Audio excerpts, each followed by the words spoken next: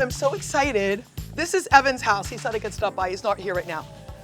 But this is a retention pond. Because in Florida, when it rains, it rains. So when the water comes, instead of flooding this whole yard, the water just fills up this sweet little pond. Look how fun this is.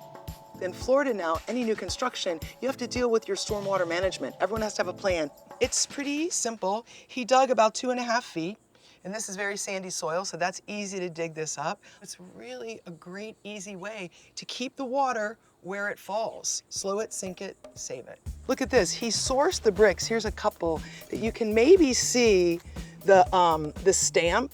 And so the bricks, new to Evan, but not new, right? So we can use what we already have.